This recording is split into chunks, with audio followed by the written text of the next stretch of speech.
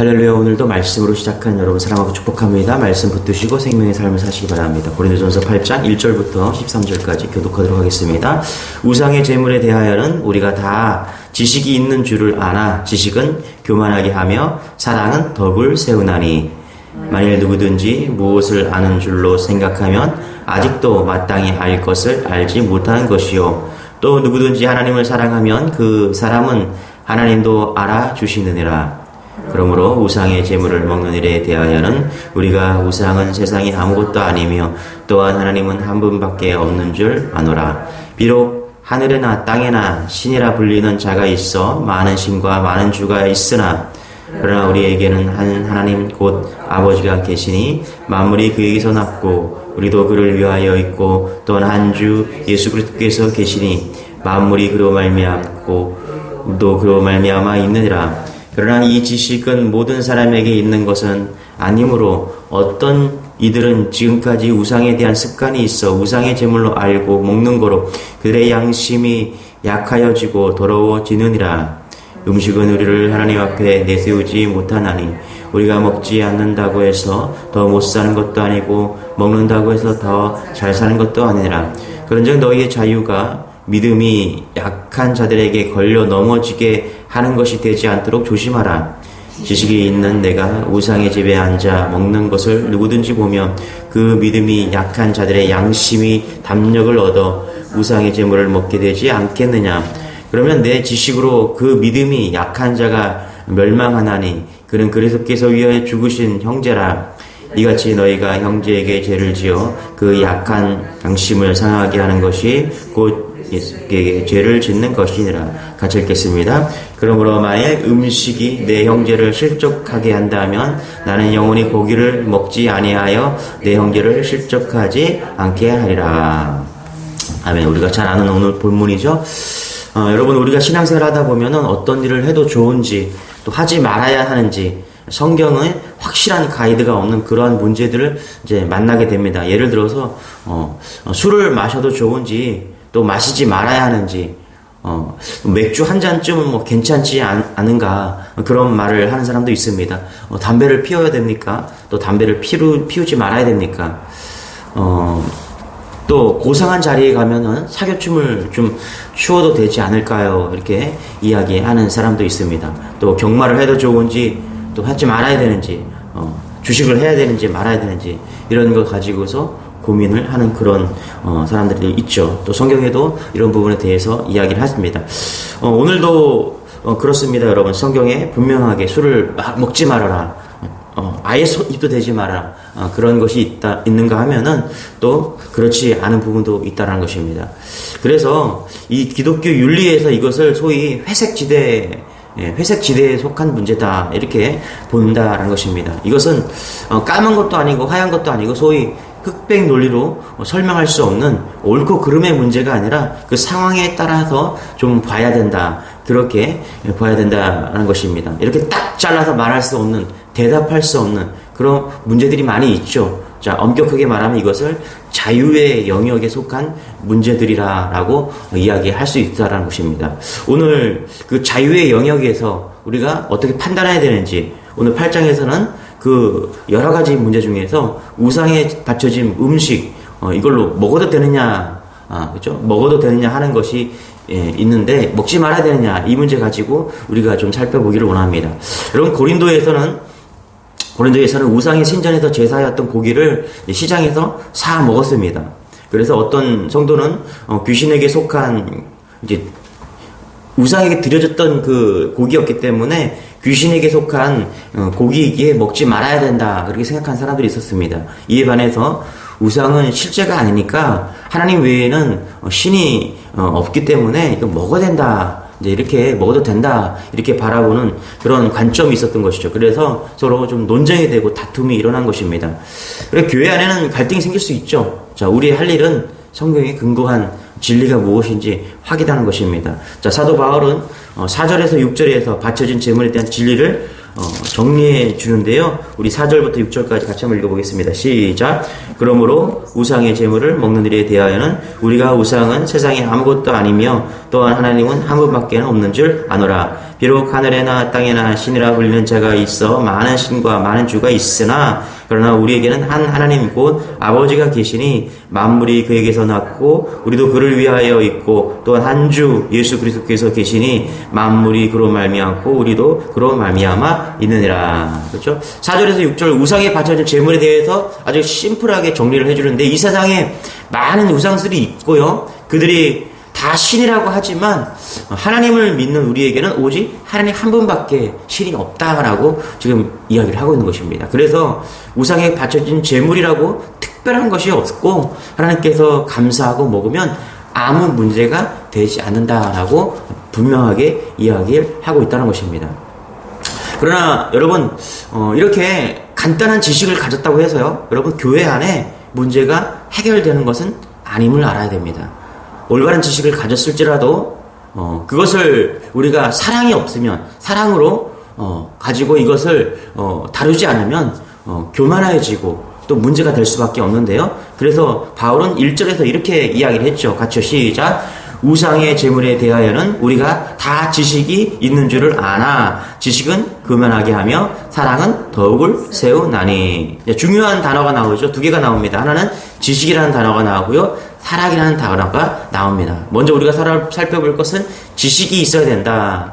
어떤 행동에 대해 관해서 우리가 참된 지식을 알면 자유할 수 있게 됩니다. 이 지식의 원리가 뭐예요? 무슨 얘기냐? 그것은 우리가 사절이죠. 사절. 우상의 제물을 먹는 일에 대하여는 우리가 우상은 세상에 아무것도 아니며 또한 하나님은 한 분밖에 없는 줄 아노라. 그러니까 우리가 여기서 말하는 지식이라는 게 뭐예요? 우리가 우상에 대한 지식에 대한 믿음에 대한 지식이 있어야 되는데 실상이 뭐냐? 진상이 뭐냐? 사실이 뭐냐? 그것을 지식이라는 것이죠. 자, 우상의 제물. 우리가 지식을 한번 짜내 봅시다. 우상의 제물. 우상이 존재하냐, 존재하지 않느냐? 존재하지 않는다라는 거예요. 우상은 헛된 것이다. 헛된 것을 신처럼 만들어 놓은 것. 그렇죠? 우상은 세상에서 아무것도 아니다. 그렇죠? 그래서 이게 지식이라는 것이죠. 하나님은 한 분밖에 없다. 이게 우리가 말하는 지식이라는 것입니다. 이게 팩트예요. 이게 사실입니다. 자, 이 사실을 알면 우리는 자유하게 되는 것입니다. 자유의 영역 안에, 진리의 자유 안에 속하게 되는 것입니다. 당시 고린도라는 도시 안에서는 사람들이 고기가 먹고 싶었어요. 그리고 고기가 먹고 싶다 그러면은 고기를 먹을 수 있는 장소가 두 장소가 있었습니다. 하나는 어디냐 하면 시장에 가서 고기를 삽니다. 당연하겠죠. 그렇죠? 그리고 또 하나는 어디냐 면 고기를 살 수 있는 곳이 있었는데 그것이 어디예요? 신전이었다는 것입니다. 신전. 신들을 섬기는 신전. 아프로디테 신전. 지금도 그 신전터가 고린도 도시에 거창하게 남아 있는데요. 이 고린도 도시 전체를 굽어보고 있는 아주 정상에 위치한 거대한 신전터가 남아있는데 거기서 이제 제사를 드리고 나면은 고기를 있는데 그 고기를 신전에서 팔았다라는 것입니다. 자, 어디로 갈까요? 시장으로 가서 고기를 살까요? 신전에서 살까요? 많은 사람들이 신전에 가서 고기를 샀다라는 것입니다. 왜 그럴까요? 이제 신전에서는 고기를 오랫동안 보관할 수 없기 때문에 고기가 싸다라는 이유가 있었다라고 이야기를 합니다. 그래서 가격이 제사용으로 썼기 때문에 좀 싸게 고기가 나왔다. 여러 학자들이 이제 그렇게 보고 있는데요. 그런데 믿음이 강한 사람은요, 또 믿음이 장성한 사람은, 성숙한 사람은 지식이 있어요. 무슨 지식이 있습니까? 우상에게 바쳐졌지만 저 재물은 단순히 음식일 뿐이야. 아무것도 아니다. 그래서 사서 먹자. 아무 거리낌 없이 사서 먹어도 된다. 이제 이렇게 생각하는 것입니다. 그래서 고린도 교인들 중에서 자기가 올바른 지식을 가지고 있음을 과시하면서 신전에 가서 우상에 바쳐진 고기를 사서 거리낌 없이 막 먹었다라는 것입니다. 자, 그런데 이런 일이 생깁니다. 우리 10절, 11절 같이 한번 읽어볼게요. 시작. 지식 있는 내가 우상의 집에 앉아 먹는 것을 누구든지 보면 그 믿음이 약한 자들의 양심이 담력을 얻어 우상의 제물을 먹게 되지 않겠느냐. 그러면 내 지식으로 그 믿음이 약한 자가 멸망하나니 그는 그리스도께서 위하여 죽으신 형제라. 이렇게 얘기합니다. 자, 지식을 가지고 고기를 먹었습니다. 그 지식이 뭐라고 그랬어요? 우상에 바쳐진 것은 아무것도 아니라는 그 지식을 가지고 이제 한 분 하나님밖에 없기 때문에 괜찮다라고 해서 먹었는데 그 먹는 것 때문에 믿음이 장성하지 않은 사람이 그것을 먹었다라는 것입니다. 그래서 멸망에 이르는 일이 빠졌다라는 거예요. 쉽게 말하면 이런 거였어요, 여러분. 제가 신학교 다닐 때 어떤 교단 신학교에서는 이런 일이 벌어졌습니다. 술과 담배를 먹는 신학교가 있었어요. 저희 성결교단은 좀 보수적입니다. 그래서 신학교 대학원에 학교에 가면은 담배꽁초 하나를 볼 수가 없어요. 아마 담배 피는 사람이 눈에 띄면요, 아마 학교에서 추방을 당할 것입니다. 그건 자명한 일이에요. 술 먹는 사람은요, 신학교에서 찾아볼 수가 없었습니다. 그래서 제가 처음에 신학교 갔을 때 제가 거룩한 성지에 온 것을 너무너무 감사했습니다. 그래서 제가 신학교에 가서 담임 목사님께 이제 편지를 썼어요. 목사님, 제가 이렇게 신학교를 와서 공부를 하게 돼서 너무너무 좋은데, 가장 좋은 것이 뭐냐면 이렇게 동기들과 이렇게 신학을 공부를 한다는 게 너무너무 좋습니다. 그런데 동기들을 볼 때 가장 좋은 게 뭐냐면 다들 신스러워 보였어요. 왜냐면 세상에서는 술도 먹고 담배도 피고 말도 막 하잖아요. 그런데 학교 가니까 다들 조심하는 거예요. 뭐 술과 담배를 먹는 사람은 찾아볼 수도 없는 거죠. 담배꽁초는 찾아볼 수가 없는 거예요. 그런데 그때쯤 이 자유신학을 표방하는 어느 교단에서 담배와 술을 먹어도 된다, 이런 논리가 생겨나기 시작했습니다. 실질적으로 이제 제가 이제 그 학교에 책을 좀 빌리러 여러 번 간 기억이 있습니다. 그런데 놀랍게 그 소문을 듣고 그 학교를 갔는데, 진짜 입구에 들어가자마자 담배꽁초가 여기저기 이렇게 볼 수가 있었습니다. 저희 신학교에서는 찾아볼 수 없는 그런 담배꽁초들이 그 신학교에서는 이제 여기저기에서 발견되는 것이죠. 여러분, 술, 담배 문제만 아니라 교회 안에 무엇이 옳은가에 대한 논란이 계속 일어나고 있습니다. 보수냐 진보냐, 그것도 논란이고요. 교단의 차이마다, 교리의 차이마다 논란이 일고 있습니다. 이때 우리가 명심해야 됩니다. 올바른 지식도 있어야 하지만 생각이 다른 성도들을 향한 따뜻한 마음이 있어야 된다는 것입니다. 그래서 오늘 바울은 지식이 필요하다, 그리고 사랑이 필요하다, 두 가지를 이야기하고 있다는 것입니다. 여러분, 스펄전 목사님은 올바른 교리를 알면서도 망할 수 있다라고 이야기를 했습니다. 이렇게 말합니다. 누구나 예수님을 믿기만 하면 구원을 받는다는 올바른 교리입니다. 그러나 이 교리를 은밀한 죄를 지어도 구원은 받을 것이고, 사람들과 불화하고 다툼이 있어도 구원을 받을 것이라고 악용한다면 그는 올바른 교리를 안다고 하면서도 구원에 이르지 못할 것입니다. 여러분, 그래요. 우리가 구원받은 증거는 올바른 교리를 아는 것만 아니라 예수님의 마음을 품는 것입니다. 이것을 명심하는 여러분 되시길 바랍니다. 구원에 대한 올바른 지식이 있어야 됩니다. 예수님에 대한 올바른 지식이 있어야 돼요. 그러나 이 지식을 오늘 가지고서 우리는 예수님의 마음으로, 사랑으로 오늘 살아내야 되는 것이죠. 그래서 언행일치가 되어야 되는 것입니다. 지식과 사랑이 같이 만나야 되는 것입니다. 염소를 기르는 장로님이 염소의 특징에 대해서 한 말이 인상적이었습니다. 자, 염소는 여름에는 엉켜 붙어있기를 좋아하고요, 겨울에는 떨어져 지내기를 좋아한다는 것입니다. 염소는 체열이 많고 보온력이 뛰어난 동물이기에 이것은 이상한 습성일 수밖에 없다는 것이죠. 그 장로님의 해석은 염소가 나는 잘되는 꼴을 못 보는 성질이라서 그렇다는 것입니다. 여름에는 자기도 덥고 겨울에는 자기도 춥지만 다른 염소가 시원하게 지내는 것을 보기 싫고, 다른 염소가 따뜻한 것 눈에 뜨고 못 본다는 것입니다. 여러분, 우리 안에 염소 같은 마음이 없는지 살펴야 된다는 것입니다. 성경에 하나님께서 우리를 심판하실 때 양과 염소를 가른다라고 하셨습니다. 올바른 지식을 가졌지만 마음이 염소 같은 사람은 구원받는 사람이 아닐 수 있다는 것입니다. 에베소서 4장 15절에 오직 사랑 안에서 참된 것을 하여 범사에 그에게까지 자랄지라, 그는 머리니 곧 그리스도라. 여러분, 여기서 오직이라고 한 것은요, 사랑은 절대 기준화한 것입니다. 그러니까 예수님과 하나 된 사람을 말하고 있다는 것입니다. 이것을 우리가 놓치면 안 된다는 것입니다. 여러분, 올바른 지식도 필요합니다. 올바른 예수님에 대해 아는 것도 필요합니다. 그러나 우리에게 더욱더 필요한 것은 뭐라고요? 예수 그리스도의 사랑을 마음에 품는 것입니다. 자, 우리 1절 다시 한번 읽어볼게요. 이런 관점으로 1절 다시 한번 읽어볼게요. 시작. 우상의 제물에 대하여는 우리가 다 지식이 있는 줄을 아나 지식은 교만하게 하며 사랑은 덕을 세우나니. 그렇죠? 그 지식으로 인해서 어떤 다른 사람이 그 지식에 인해서 교만함으로 인해서 어떻게 시험에 들 수도 있고 형제를 망하게도 할 수 있다는 거예요. 그러나 사랑은 어떻게 해요? 덕을 세운다라고 이야기를 하고 있다는 것입니다. 여러분, 교회가 사랑으로 소문나려면 교인은 한 사람 한 사람 사랑으로 소문나야 됩니다. 문제는 어떻게 하여 사랑으로 소문날 수 있냐는 거예요. 구제를 많이 하면 됩니까? 그런 생각으로 구제하면 부담이 커지고 오래가지 못할 겁니다. 진정한 사랑은 오직 예수님과의 연합에서 오는 것입니다. 여러분, 저는 주님의 교회가 말씀이 좋아서 막 성장하는 교회가 그것도 참 중요합니다. 그러나 더욱더 중요한 것은요, 우리 성도들 한 사람 한 사람이 예수님의 마음을 품고 예수님의 놀라운 사랑 안에 거하는 그런 은혜가 있는 성도들이 되기를 소망합니다.